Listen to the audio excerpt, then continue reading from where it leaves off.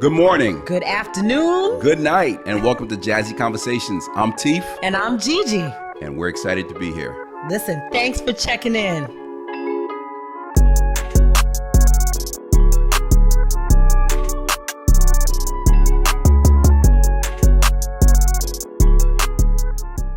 Welcome to Jazzy Conversations. I'm Teef. And I'm Gigi. And we are back, G. Yes. Oh, my girl. Teef. You excited? I am always excited.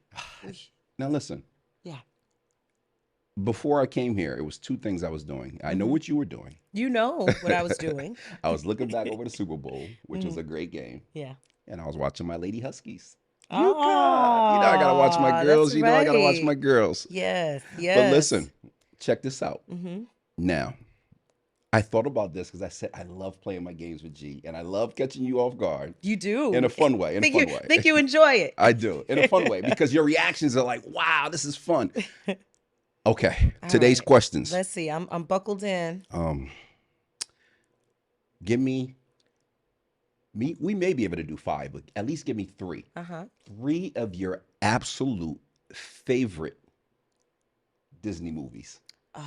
Yeah, bring me back to childhood. Disney. Give me some Disney movies. All right. That's what we're landing. All right. That's good. All So right. you give me 3 or 5, however you All right. whatever you wanna do. Three of my favorite Disney movies. Let's see. First, oh gosh. All right. So I love Lion King. I know like that's a standard. That should almost be like just a given. But Lion King was so good and so fun, and all the music was amazing, and I still know all of that by heart. So Lion King is in there, absolutely. I have to go back to Snow White. Ooh, okay. Yeah, that original, that Snow White. There have been so many renditions of things and live action, but the original Snow White was good because I saw that as a kid, and it was scary. It was scary with the forests would come to life, and some of y'all remember what I'm talking about. I was a kid. That was like a little scary movie for me. So, Snow White was one. I really like. Yes. Oh my goodness. What's Go the ahead. matter with me? The Little Mermaid. I can't believe. No, that's not the one. See, that's not even the one. Okay, no. That's not even the one he was thinking. The Little Mermaid, because those songs they're so much fun. I loved seeing those with my daughters. Okay. So we've got, and I love Princess Tiana. Princess Tiana. Look at you. So how many did I just name? Yeah, I think that was 4. That was 4. Well, then let me go the distance and give ahead. you a 5th one. And I think this is not an animated. Does it have to be animated? No. It was Disney, but it was Escape from Stone Mountain. Back in, it was like late 70s, early 80s. Not this remake. I think they did a remake with The Rock, but this was like, it was just again like this chiller, this fun movie. That's my girl. So Escape from Stone Mountain. Those are my 5 Disney movies. I'm laughing because you always have something from back in the 70s. It was back in the day, and she was a singer, and Diana Washington. But G, you the best. Give me some. Those are mine. I'm sure if I sat longer, I could come up with some. But I'm gonna toss it back to you. Boom. Your 3 to 5 favorite Disney movies. And I do it like that because they're so I like to catch you off guard, so you have to think real quick, and it's fun. It is fun. Let me tell you mine. And I'll tell you my favorite at the end. But one of them I know you saw. It was called Enchanted. Remember that? Yeah. I love that one. That is good. I love that one. Madagascar. Come on. I haven't thought about that movie. That one is super fun. All those songs is really funny. Madagascar. Yes. Oh, you got Cedric in there. Is a good you got one. Chris Rock. You got Toy Story. That's a good Woody. one. I love. Oh my goodness, I love it. I love Woody. Yep. And I'm trying to think of a 4th before my 5th. But my favorite of all time, you already said it.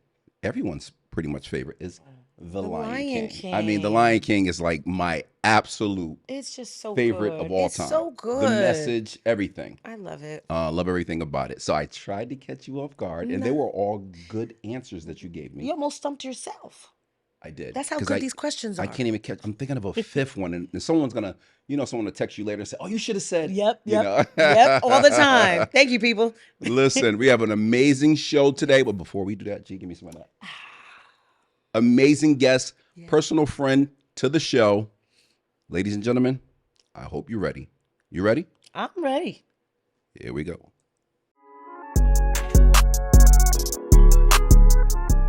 Welcome to Jazzy Conversations. I'm Teef. And I'm Gigi. And today, ladies and gentlemen, we have a good friend of Gigi's and I.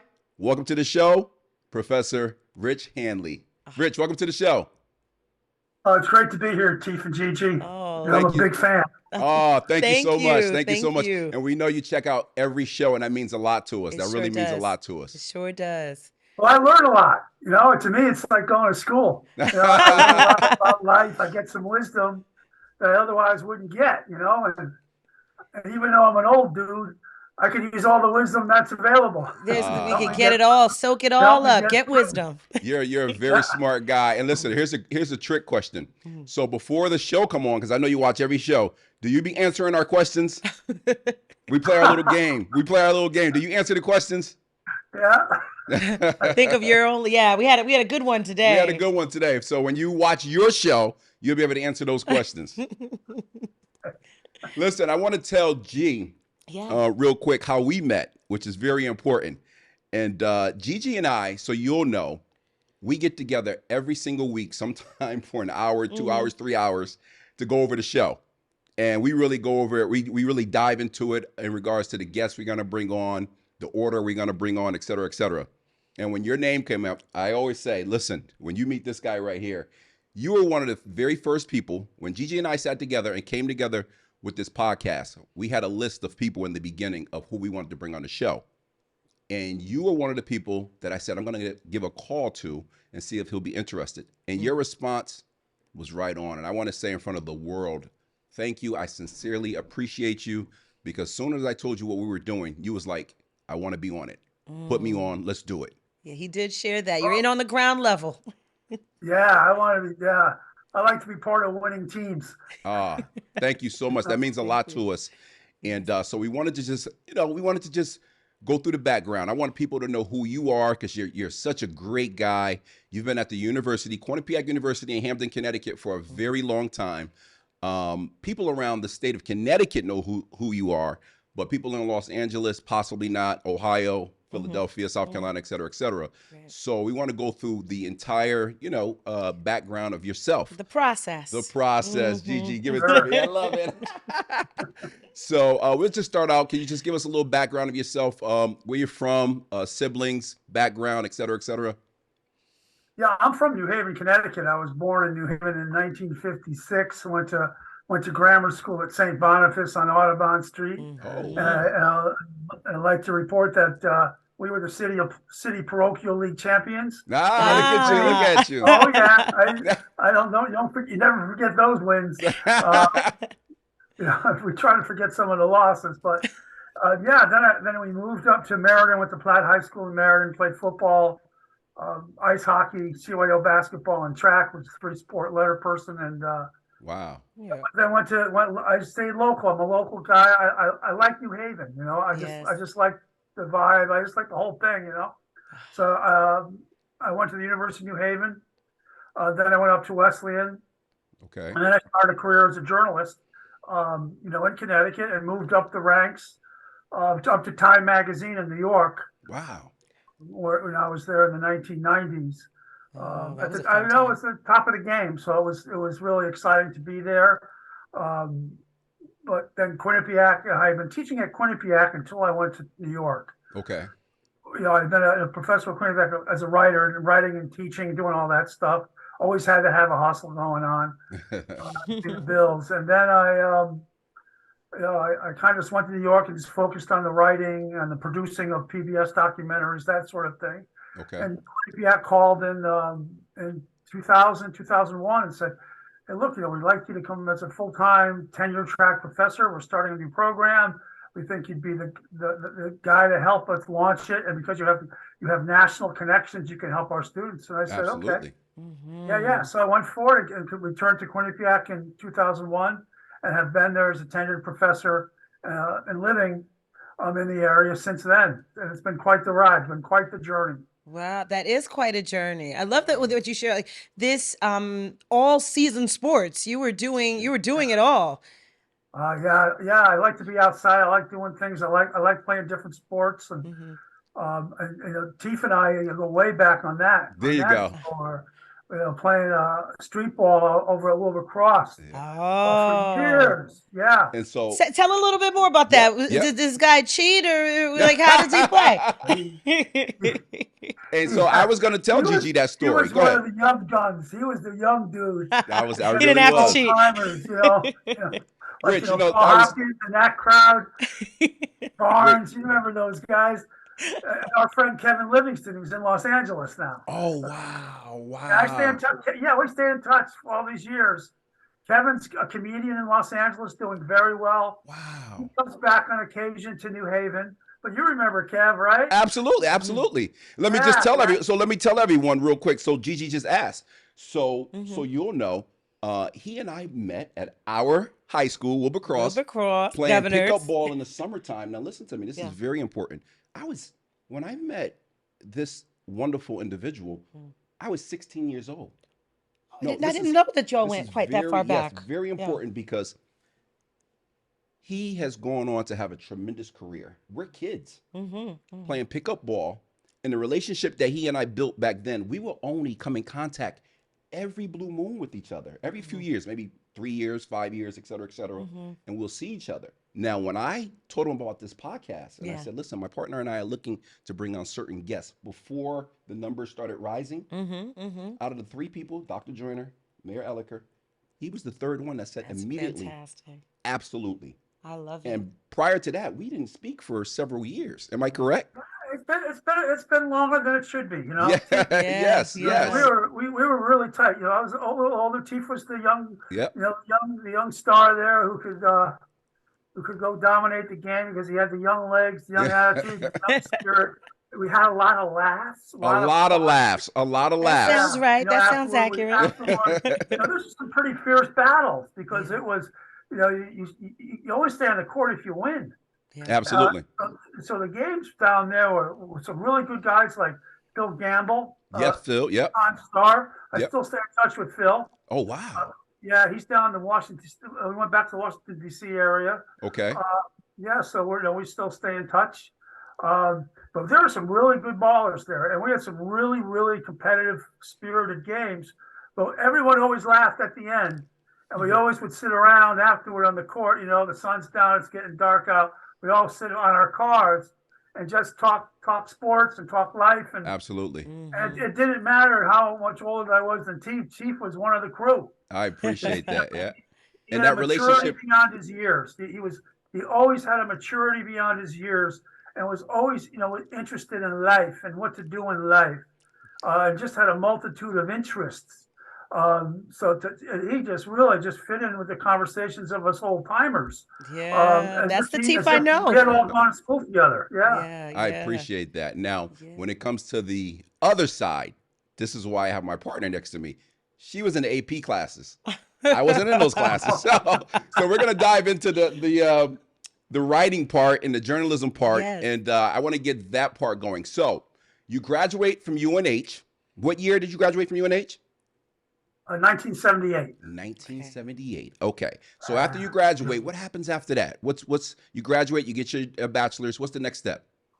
Well, it was a guy I played football with there was running the New Haven Jazz Festival, and I got out of school. I needed a job, so he hired me for 30 days for the 30-day run of the Jazz Festival Okay. to be his fix-it person.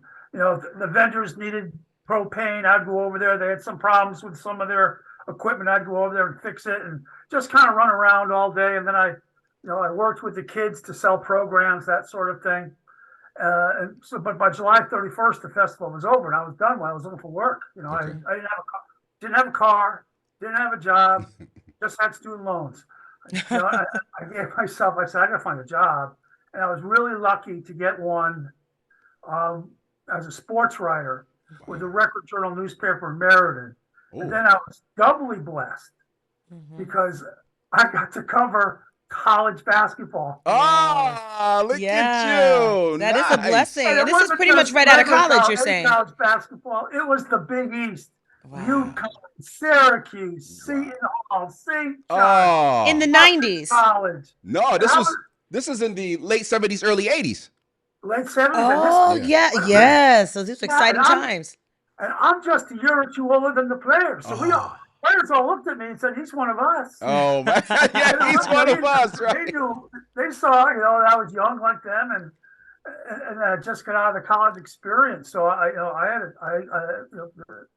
the kids, I covered, we all became friendly because I covered them for their 3-4 years playing ball. Oh, Okay. you grew up And with and them. they recognized me. I played ball, so we got to talk ball afterwards.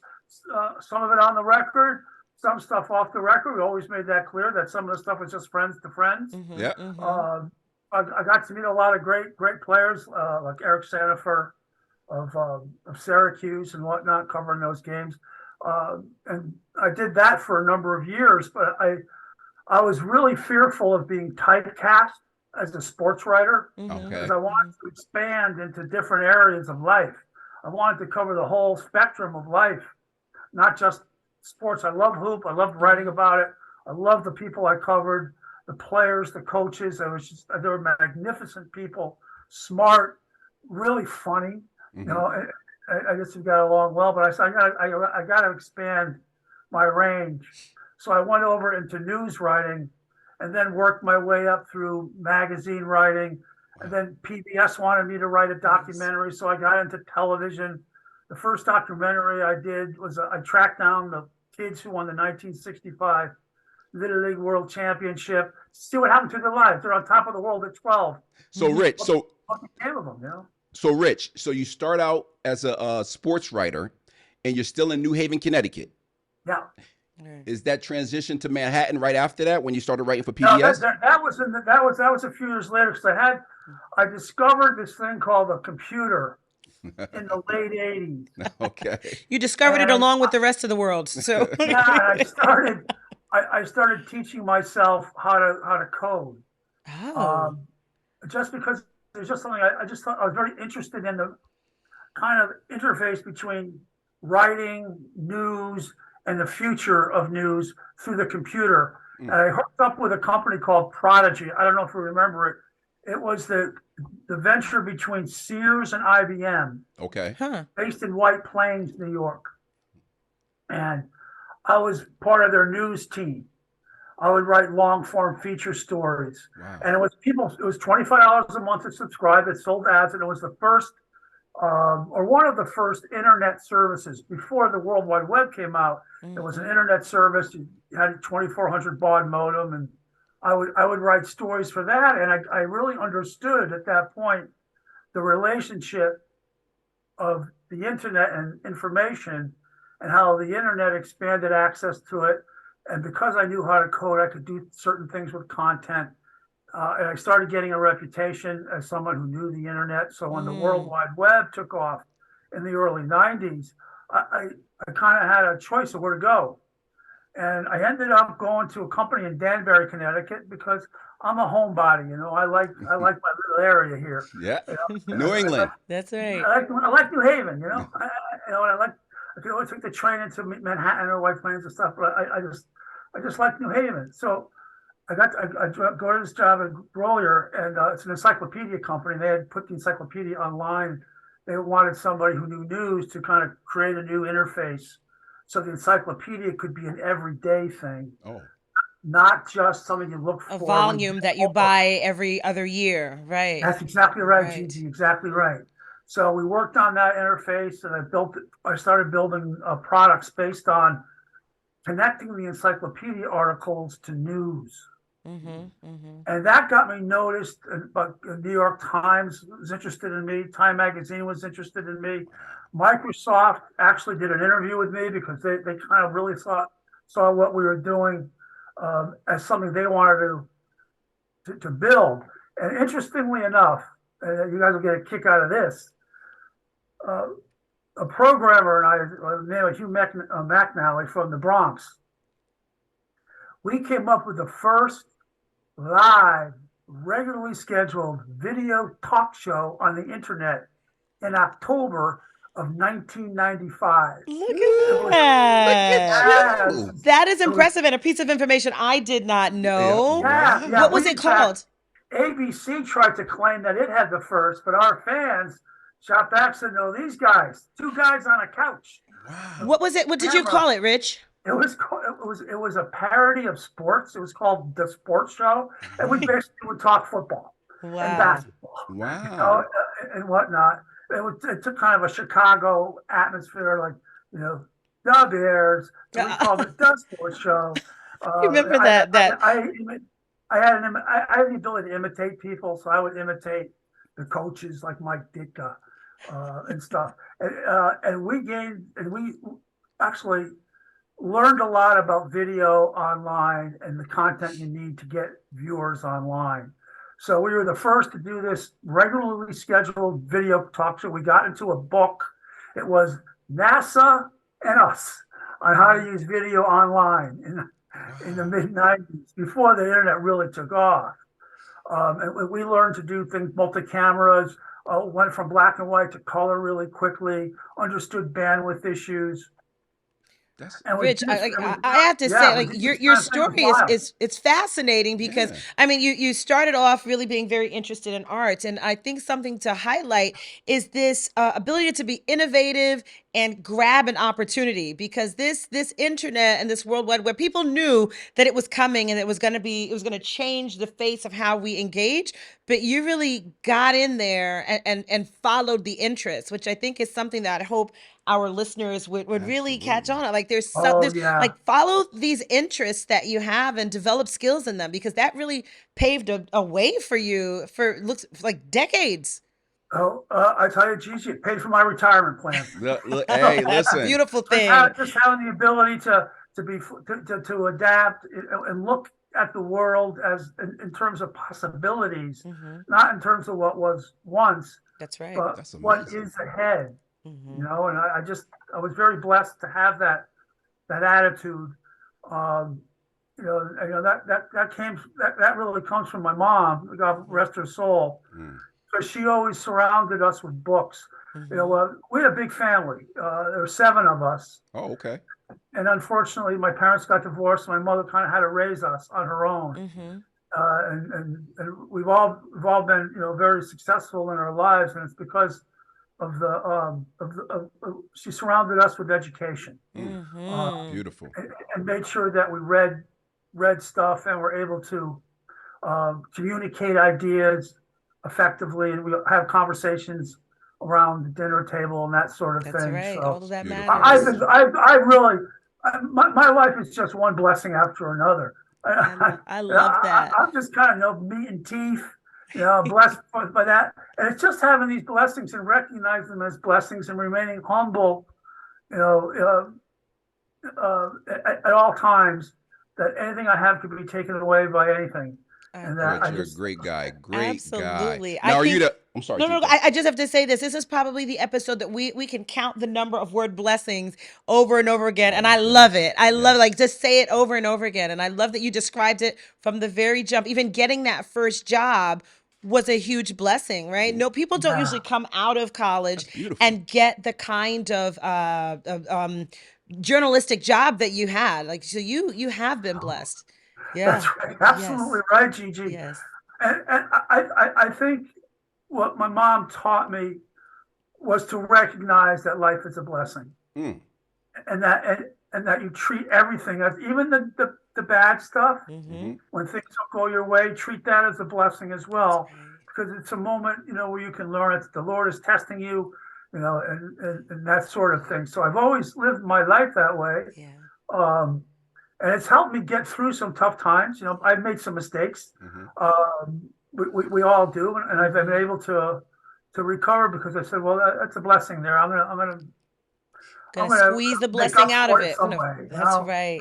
Just do it. Just keep on keeping on. That's right. Oh, that's Rich, Yeah. so encouraging. I love it. I love it. I didn't want to interrupt you because when you started talking about your mom, you could feel the passion. Mm-hmm. So if you feel free to just continue to talk about that. Are you the oldest or the youngest? I'm right in the middle. There's 3 older and 3 younger.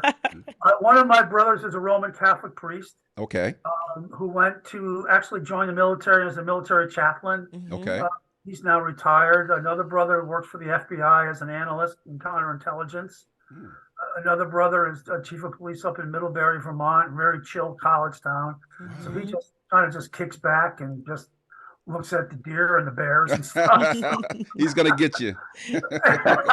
He's gonna get you. He plays, he plays in a band. Okay. He's older than I, but he's still out there playing in a band. All right. He loves music and whatnot. So, and my little sister, the sister is the youngest. She became a grandmother a couple of weeks ago. Oh, right. congratulations, sis. Congratulations. I said, this little girl, this little sister of mine is now a grandmother. Wow. It's beautiful. Increase. That is beautiful. Yeah, give them a shout out. Give them a shout out. Mhm. So Rich, so basically you're sitting here telling me you created Jazzy Conversations with Teef and Gigi 27 years ago. He's our great great grandfather. That's what you're basically Good saying. to meet you. It was two guys would set up the camera. What we did was we adapted video conferencing software to the internet.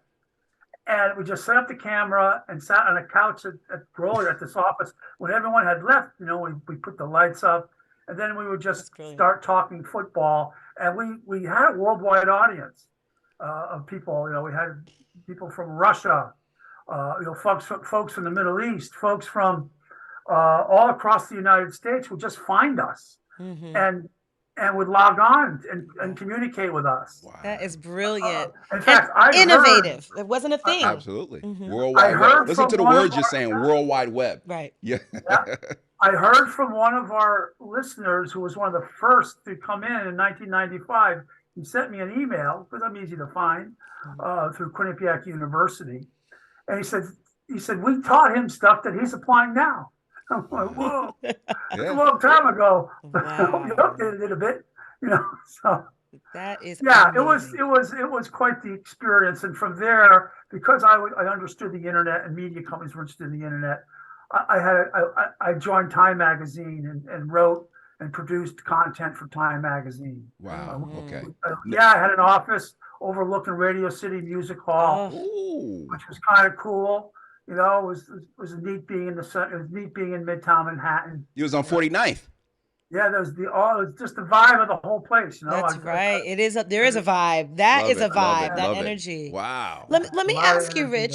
So, having looked at your career in journalism, are you able to compare what it is now to what it used to be? Because journalism is not today what it was in the 70s and 80s. So, what are your thoughts on how it's changed and evolved or devolved? Good question, G. Yeah, it's troubling now in the sense that there are pieces of journalism that should have changed from my initial heyday in the 70s to now, but that haven't changed. And that's the people of color, diversity in the reporter corps, folks who do the news gathering and reporting. It's largely white, and now it's not only largely white, it's always been largely white, but it's also largely people who come from wealth. And so they don't have the kind of working class perspective on one hand. They don't have the sense of diversity or appreciation for the strength of diversity on the other. So they tend to cover subjects that reflect their upbringing and their experience, rather than the wider experience of America's wonderful diversity and all its many shapes and forms. And that's one part that hasn't changed that I find most troubling. On the other hand, I do see the ability of more people, such as you, to bring the world information in ways they couldn't bring it before. Insight, passion, just takes on different topics that couldn't be done before without going through the filter of media. And I think that is a tremendous, tremendous improvement in the global conversation. And I think we need more of it, quite frankly. And I think we're getting there. Social media, of course, has had a major, major influence on the way journalism is practiced. Now you have to post your stuff in journalism first before getting it out, which means you run the risk of making mistakes and distributing those mistakes to a wider Right. world than you would before, because there were checks and balances there.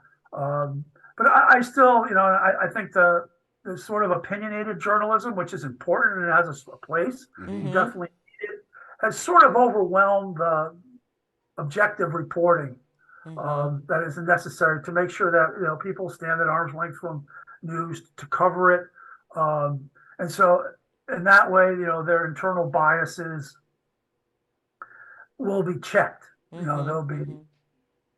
won't be necessarily inadvertently, but nevertheless still Right. favoring one perspective over another. I like many perspectives, and I find that makes everyone gives everyone an equal chance to have a voice. That's right. Mm-hmm. And it In broadens the future. everyone, right? Yeah, Everyone is enriched by hearing more perspectives than less. So yeah. absolutely. Yeah, Mhm. absolutely. Which is Rich, cool. I'm sitting here, I'm smiling inside because I'm literally so happy just to see you up there. You're He just was a so great guy. excited. Yeah, He couldn't wait to just get you on the screen. you've always been a friend of mine. And I just love, again, I Yeah. want the world to know your response of someone that we don't talk every day. But when I called, I said, this is Teef. He was like, Teef. Like if we talked yesterday. Teef. And you I said, know. listen. I got him. Oh, Teef, that's we were close friends. Oh, yeah, absolutely. So That we means don't a see lot each to other. me. We're That really, brothers, being loyalty. Loyalty. Loyalty Absolutely. means a lot to me, and this is great. So, okay, so in Connecticut, Quinnipiac University is a very prestigious school. You've been there for over 20 years. How does that happen? Tell us that conversation. How did that happen? Well, it was just that the university just made a decision to say, hey, look, we want to be a national university, Okay. and we want to attract people to the university from all over the United States and the world. We're going to do it through two mechanisms. One is through the poll, which publicizes the university into all corners of political life, puts our name on the minds of a lot of people. And the other is to be very aggressive in the career building space, to make sure our students have the skills to transition quickly to the workplace, so we could build a network of alumni. So Quinnipiac alumni will be able to tell other tell present students, hey, we're going to have a job opening when you graduate. Give me a call, send me an email, text me, and I'll help you. And so we've built this sort of communication pipeline. Network, yeah. Networking, Gigi, exactly. Yeah. That's very, very potent, and we, quite frankly, I could speak directly to journalism.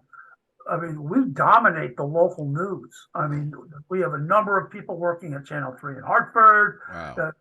8 in New Haven, 30 in Hartford, and of course at ESPN, which is right up the road. So we hired a lot of adjunct or part-time faculty who worked at ESPN. They in turn fed our students jobs. Our students then took those jobs. So there was a method to what we were doing. To get our name out, but most importantly of all, to get our students positioned for success, because it's not about us any longer. It's about the students, and we focus on their trajectory, their success, the possibilities for them.